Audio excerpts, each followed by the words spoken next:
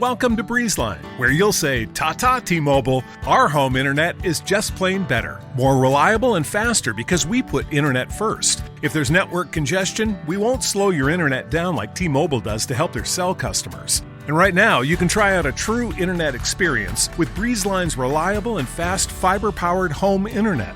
Find your perfect speed with prices starting at $19.99 a month for 24 months. Terms and conditions apply. Go to breezeline.com to learn more. Spring is basically a second holiday season. Mother's Day, Father's Day, weddings, the list goes on. And what better way to celebrate them than with Drizzly, the go-to app for alcohol delivery. Drizzly is the easiest way to shop local stores and compare prices on a huge selection of beer, wine, and spirits, then get them delivered to your door. Download the app or go to drizzly.com. That's DRIZLY.com today. Must be 21 plus. Not available in all locations.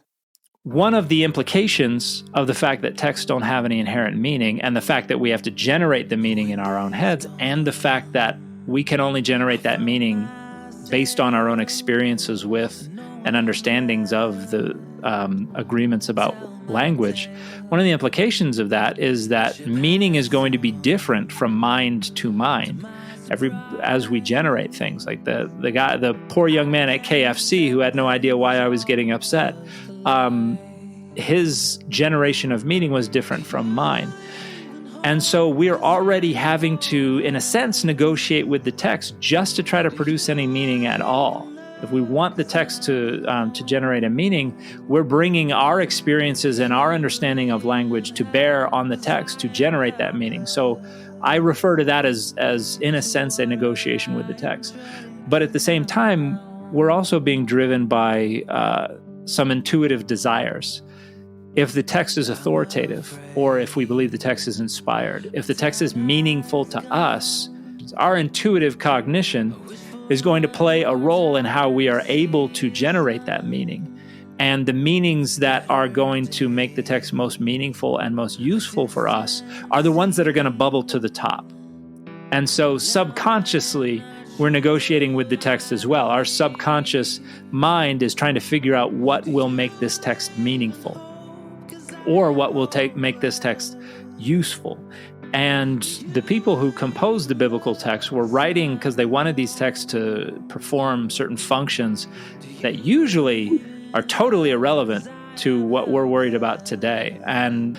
But for people who believe it is inspired, for people who want to leverage it authoritatively, it needs to mean something useful or meaningful. And so subconsciously, frequently, sometimes consciously, they're going to negotiate with the text, and they're going to try to come up with something that makes it meaningful and relevant and useful to us today. So on a few different levels, I think we are negotiating with the text. It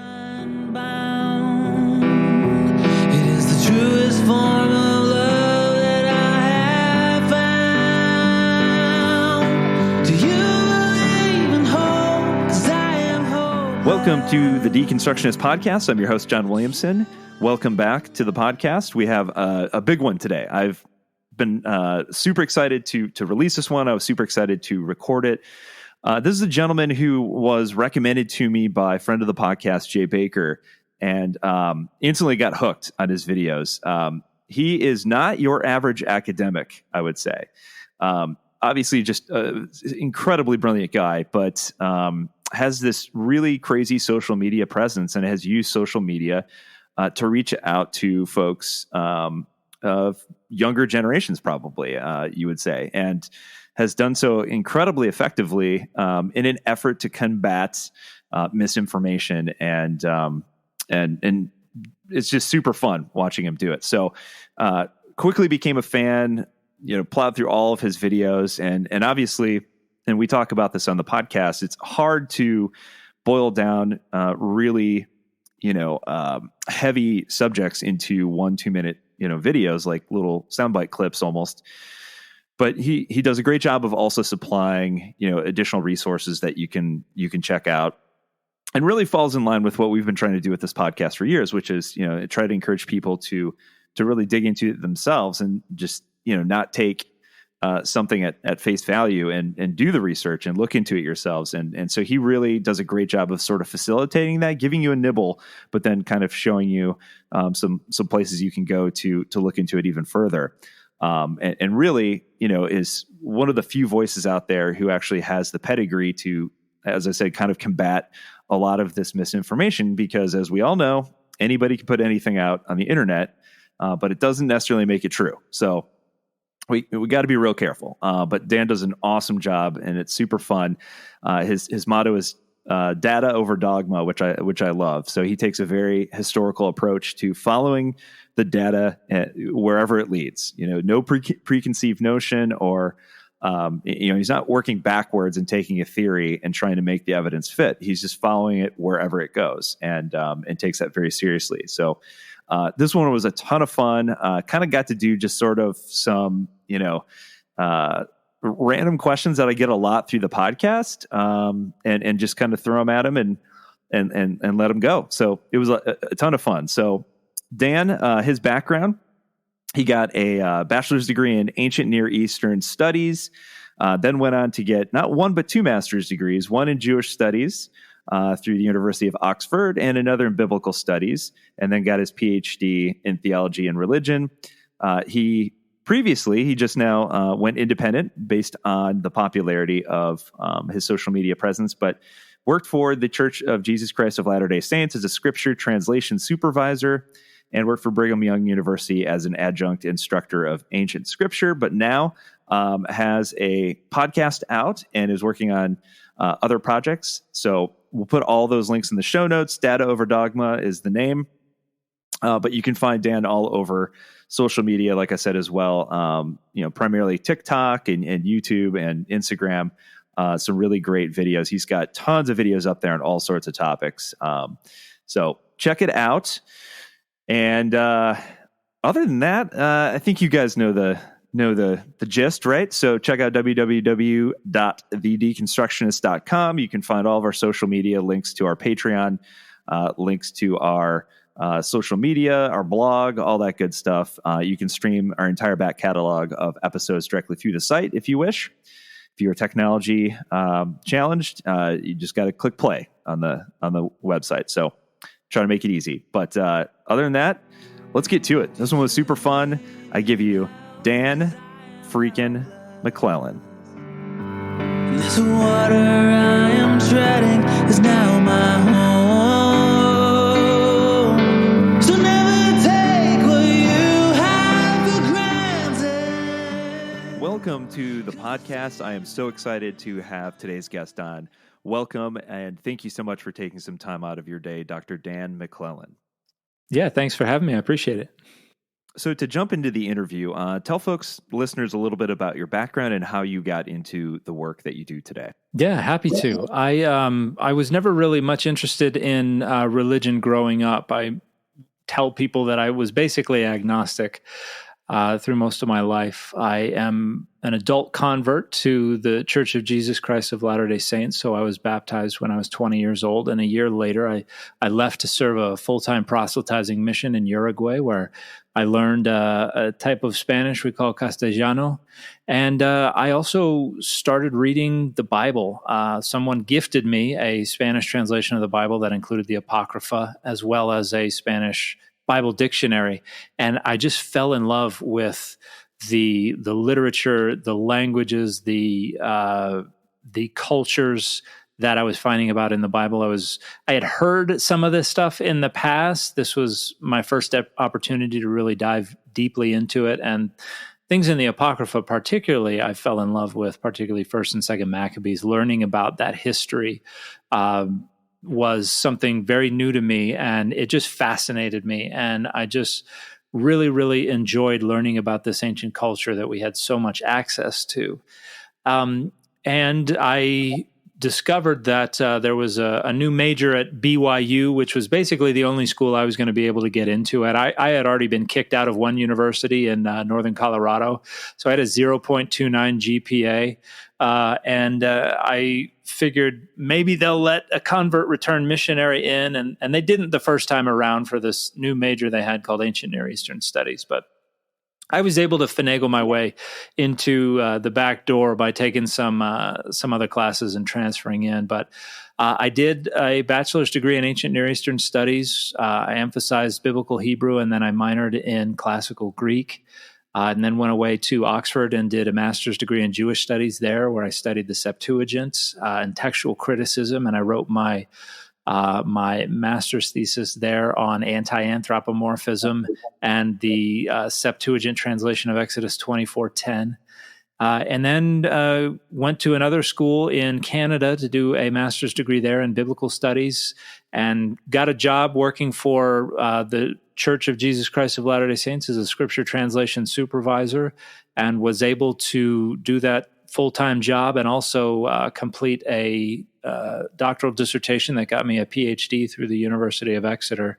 And being able to study the Bible for a living has just been a dream of mine ever since I was walking the dusty roads of Uruguay back in 2002, 2003. So it's been something I've really loved doing. I've always had a critical eye for it. I've always been very curious, wanting to know what's really behind these texts. And I've never been really convinced by a lot of the dogmas that people have used to try to share those texts and try to convince me of what's going on behind the text. And I have always tried to combat the spread of misinformation, particularly online. I had a blog many years ago. I was friends with a number of biblical scholars and archaeologists and things like that, and we would get together and interrogate new finds where people said, they just discovered this artifact or this inscription, and we'd get together and talk about why we didn't like it. And but with TikTok and other social media platforms, I had never really thought about doing that kind of thing on there, but I started to see TikTok videos being shared on Facebook and on Instagram and Twitter that were overlapping with my area of expertise, but it wasn't coming from scholars. It was coming from lay people and interested students of the Bible and religion. But there was a lot of misinformation that was being shared. And so I thought I would go lurk for a while and see what was going on TikTok beyond just teenagers dancing and Korean kids disrupting Republican presidential campaigns, which, I was perfectly happy to let them do their thing. But I wanted to see if there was actually a lot of content that was being created that overlapped with the academic study of the Bible and religion. And I saw that there was. But I didn't see many credentialed experts there who call in balls and strikes and there to share the data. And so I thought this is a niche I could fill. So I got myself an account and I started responding to videos and to claims that were being made, and really enjoyed it. It was phenomenally awkward at first. I had never recorded myself on camera before, so I still don't like seeing myself on camera, but it started to gain some attention, and as I was responding to the audience and to what people are liking or not liking, what questions they had, what kind of topics they wanted to see me cover, kind of organically just developed this brand, I guess you can call it, where I try to put data over dogma, and I confront the spread of misinformation about the Bible and religion, and also try to increase the public's access to the academic study of the Bible and religion. One thing I've noticed is that a lot of the misinformation I see out there is a product of people being exposed to outdated scholarship only because it's in the public domain and is freely available online. And so that's really all a lot of people have to work with. So I'm trying to democratize access to what's going on now in the study of the Bible and religion, and try to see if we can't put a dent in a lot of the misinformation that's being spread out there. Yeah, I think that's what initially drew me into your work to begin with, is the fact that you're able to use this technology in a way that you don't often see with professors, or scholars in the field. You think of scholars as the stuffy older guys, wearing blazers with elbow patches and hanging out in the archive somewhere, writing.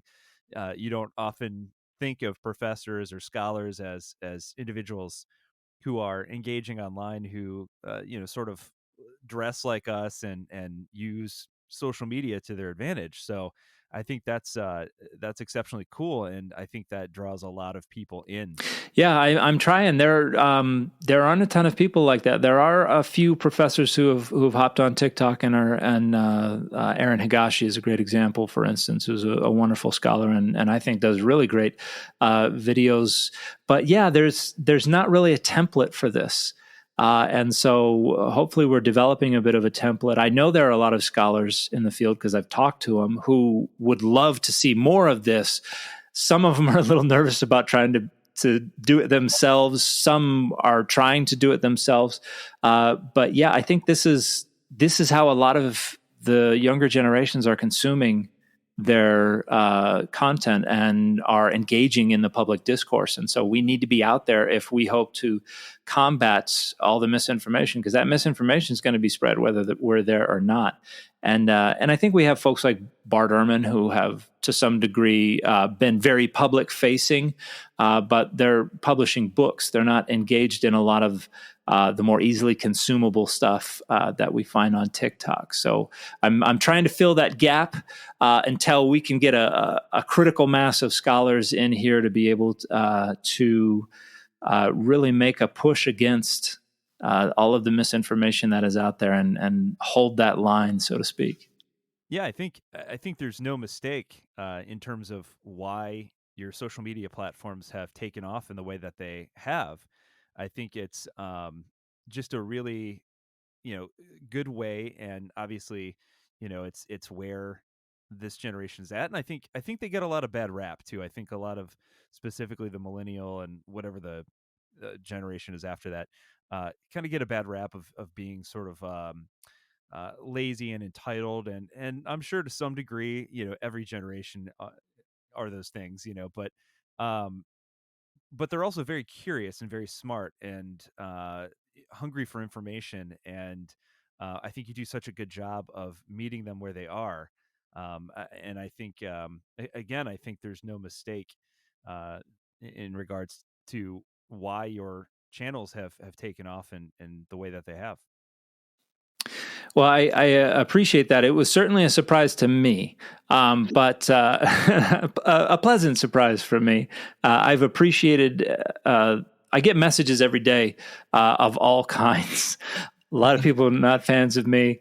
A lot of people who are fans of me. A lot of people appreciate that there's somebody who is speaking to the public to try to disabuse the public of a lot of the conventional wisdom that is not really based on much data. And so I'm glad that I'm able to be there, and that whatever it is that allowed me to gain purchase, kind of get a toehold in the public discourse, I'm really glad I was able to stumble across that. And I've heard a lot of people talk about what it is, what reason there is that my account has become popular. And I don't know that anybody's, I certainly don't know what it is, but if I had to guess, I guess maybe I have a way of kind of breaking things down, deconstructing them in a way that's a little more digestible for people, so that someone who's not used to the terminology, and I still get this wrong in a lot of ways. I'm working on a book right now, and my agent is like, "You got to stop using that word, man." There are lots of words that I use that are, $2 words that I still need to work on that. But evidently, I'm able to speak in ways that resonate with folks who are not used to hearing from people in my field. And maybe that's all it takes. Maybe there's something else to it. It's certainly not my looks. That's the one thing that I know is not contributing to my growing audience at all. Well, don't sell yourself short. At least I do get a little bit of attention with the apparel that I wear, and a lot of people are fans of the beard now too, which I'm glad to hear. And Without the ones like you, who work tirelessly to keep things running, everything would suddenly stop. Hospitals, factories, schools, and power plants, they all depend on you. No matter the weather, emergency, or time of day, you're the ones who get it done. At Grainger, we're here for you with professional-grade industrial supplies. Count on real-time product availability and fast delivery. Call, click Grainger.com, or just stop by. Grainger, for the ones who get it done. When you're struggling with your mental health, the world can seem pretty heavy, like no one understands what you're feeling or you're not sure how to ask for help. But here's the real truth. You're never in this alone. 988 Lifeline's trained crisis counselors are available 24/7 to offer the help and support you need to make it through. No judgment, no stigma, just someone to listen. Text or call 988 Suicide and Crisis Lifeline, day or night. 988. Hope has a new number. Welcome to BreezeLine, where you'll say, "Ta-ta, T-Mobile, our home internet is just plain better. More reliable and faster because we put internet first. If there's network congestion, we won't slow your internet down like T-Mobile does to help their cell customers." And right now, you can try out a true internet experience with BreezeLine's reliable and fast fiber-powered home internet. Find your perfect speed with prices starting at $19.99 a month for 24 months. Terms and conditions apply. Go to breezeline.com to learn more. That's another thing that's kind of unique to you is the fact that another thing that people probably don't think of when they think of academics is you have this amazing talent in the area of art as well, and you've featured some really cool drawings and art that you've created on your channel. Yeah, I think people would be surprised if they understood that a lot of academics are fans of comic books, are weightlifters, are artists, have played professional sports, this kind of stuff. But most of the media through which academics communicate, you don't see that side of it. And so with social media, it's a little easier to pull back the curtain and let people see a little more of you. And so I think it's a surprise for people to see that, we're just like everybody else. We love comic books. We love, I know some unreal musicians who are biblical scholars who, I've got a friend who makes fuzz pedals for professional musicians. Like that's a little side gig that he does. And many of them are phenomenal guitarists and musicians of all kinds. And so, but, they don't get to talk about that kind of stuff a lot in books and in academic articles. And so hopefully as more scholars are getting onto these social media platforms, there's an opportunity to learn more about them and see. And Twitter's a great place for it as well. A lot of my friends are on Twitter, and if people just want to go see how diverse and how interesting biblical scholars can be, Twitter's a great place for that as well. There are a lot of them are a lot more comfortable with Twitter than they are with TikTok. Yeah, with Twitter, you could probably stay slightly more anonymous, I think. One of the things that I've really kind of latched onto that I've heard you say on your social media channels, I've seen it on your hoodie, is this idea of data over dogma, which I love. My background is in history, and that's very much the historical approach, the historical method, which is to follow the data wherever it leads, instead of starting out with this, with your endpoint and trying to work backwards. You follow the information, and wherever it leads, then you create your conclusion based off of what evidence and what data you have. Talk a little bit about that, and were there any things that throughout your studies that you followed the data and maybe you landed in a different spot than maybe you thought you would, or maybe it changed your opinion of something based on where the data led you? Yeah, there have been a couple things like that. In fact, just the other day, I was thinking about two of the things that I've talked about on my channel a lot are actually positions that I pivoted 180 degrees, and earlier in my career, I absolutely did not have those positions. So my second master's degree, I initially started it to write on the concept of monotheism and the development of monotheism, and I was going to date it around the exilic period. And this was somewhat related to the academic consensus. I was going to try to bring cognitive linguistics to the question in order to provide another argument for it. But the deeper and deeper I got into it, the more I realized that the position I had was not making sense of the data. And I changed my thesis topic from monotheism to the conceptualization of deity. I was like, we can't even talk about monotheism until we know what a God is according to the biblical authors. And the deeper I got into that, the more I realized that there is anything like monotheism anywhere in the Hebrew Bible. And later I realized I don't think it's even in the New Testament. So I went from thinking monotheism was something that arose in the exilic period, and I was going to set out to prove it. And by the end of that degree, and I think by the end of the degree that followed, my doctoral degree, I became fully convinced that monotheism is not in the Bible at all. And so now that's a position that I hold, and someone who just knows me from TikTok, who sees a handful of those videos, it's very easy to just be like, oh, this guy hates the Bible, hates religion. He's just going to say there's no monotheism. And it's like, no, that was something that I struggled with for literally years.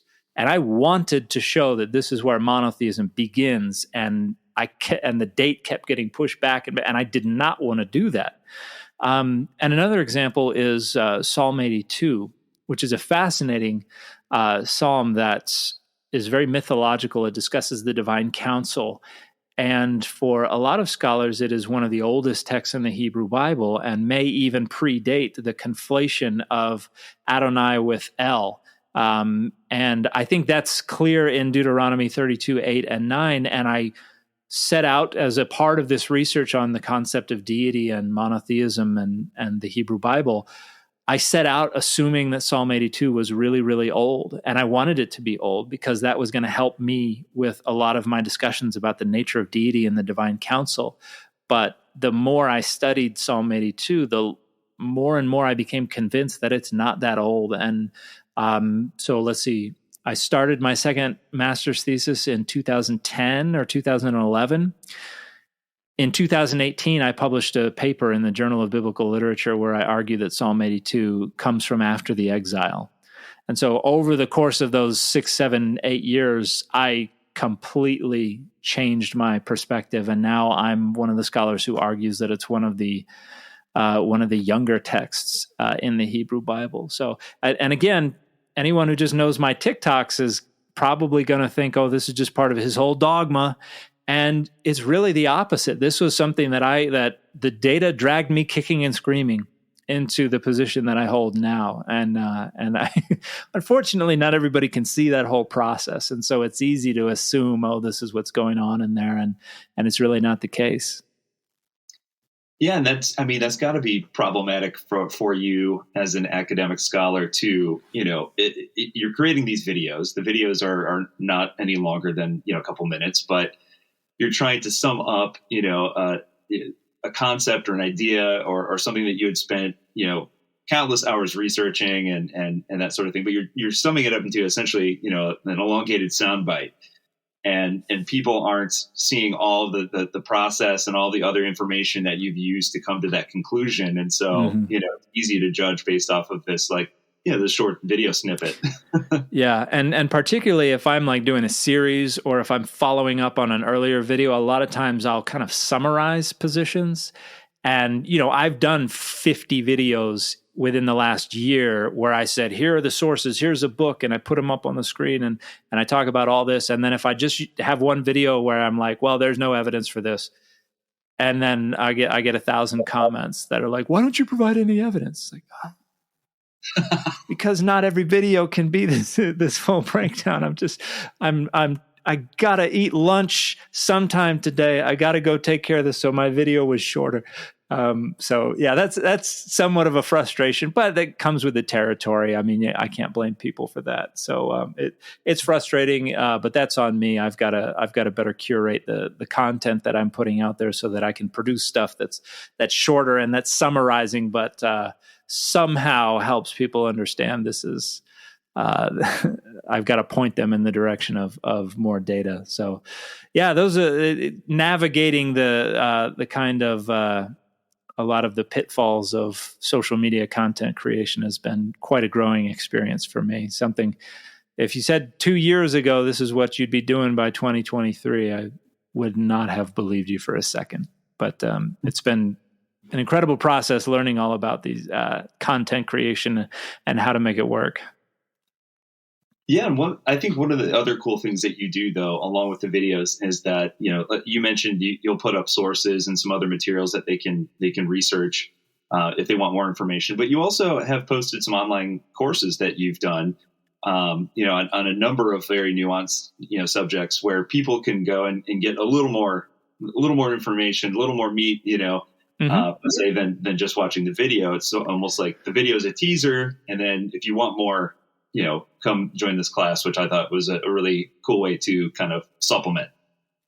Yeah, and I had, that was not a plan that I had when I got into this, but as the content started gaining more attention, I had a lot of people asking if I had a podcast, if I was on YouTube, if I taught online courses, and the answer was always no, not yet. And I tried to figure out how I could find the time to be able to dedicate to producing longer form content on YouTube and getting into a podcast. And the online classes, I think, were one of the first things I was able to do. I talked with a wonderful scholar by the name of Pete Enns, who is does a lot of great work and has published some wonderful books. And he shared with me his model for teaching online classes that minimized the work I had to put into things, but made it easier to kind of disseminate a lot of information to a lot of people very conveniently. And so I started doing that, and that actually allowed me to quit my full-time job and do the content creation full-time, which is what I'm doing now. And so now I do have a bit more time to dedicate toward YouTube, and now have a podcast that's coming out, and I still do the online courses. The next one that's coming up, I don't know when this will air, but in May 11th, I'll be doing a course on the Divine Council, where I'll be talking in a lot more detail about the text that I mentioned earlier, and how each nation had their own patron deity, and these deities all sat on a divine council that was ruled over by the patriarchal high deity, and I'll talk about how that changed throughout the Bible. So yeah, I never got into this thinking I'm going to have all different kinds of levels of information that I'm going to be able to provide. But as I saw what the audiences were asking for and wanted, I was able to position myself to be able to kind of produce a number of different channels for that information. And yeah, there will be more coming in the future, hopefully, too.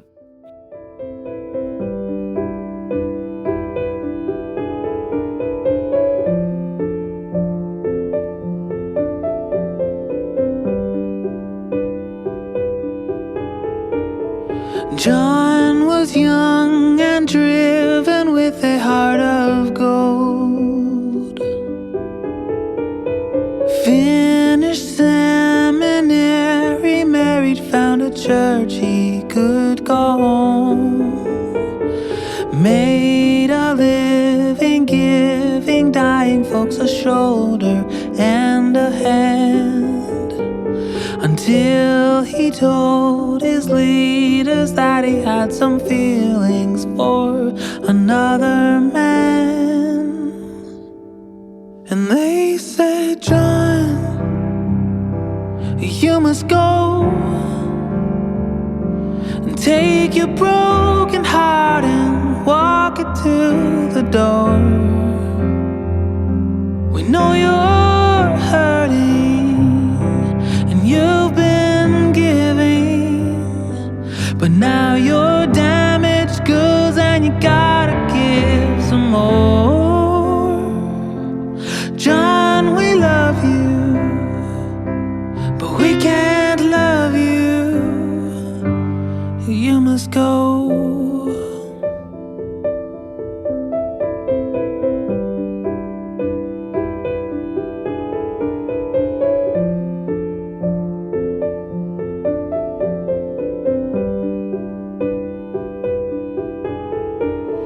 Jen could sing a song and channel the divine.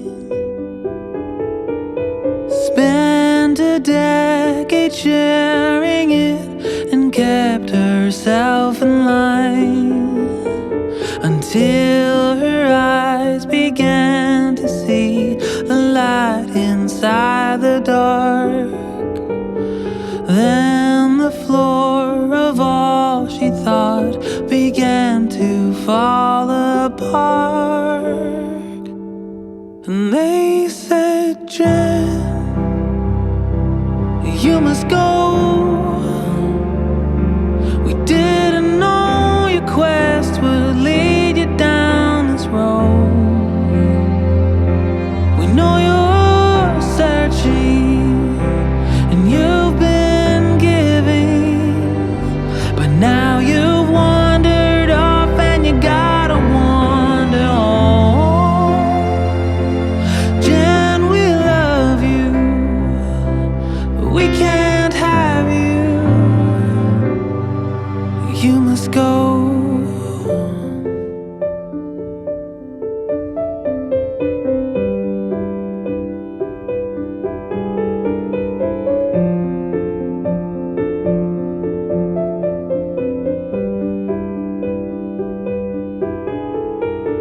Jane was born with skin darker than her peers. Spent a cycle telling them the reasons for her fears. No one seemed to know or care about the past.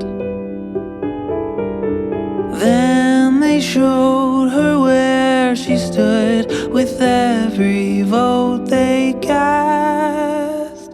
And they said, Jane, thanks for your time, but there's no room for you when there's power on the line.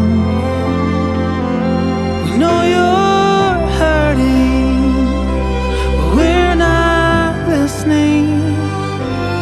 And we'd help you out, but we don't have that kind of time.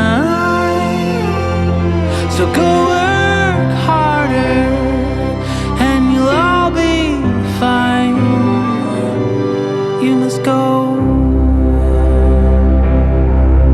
So John and Jen and Jane were on the streets without a home, abandoned by the ones supposed to love and keep them warm. Then a voice fell on their ears, so familiar to their soul. And he said, child, don't you go.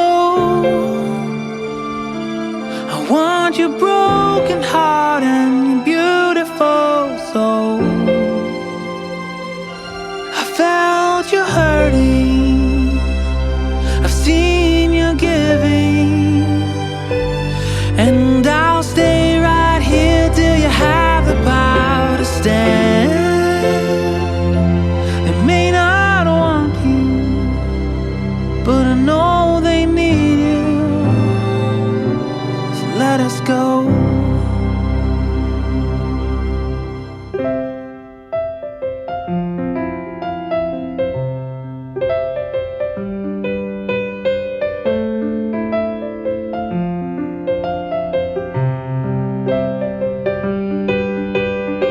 So come out, my people, the rejected and broken and turned away. Let us go and live out the plan, lead them into the promised land. So come out, my people, the rejected and broken and turned away. Let us go and live out the plan, lead them into the promised land.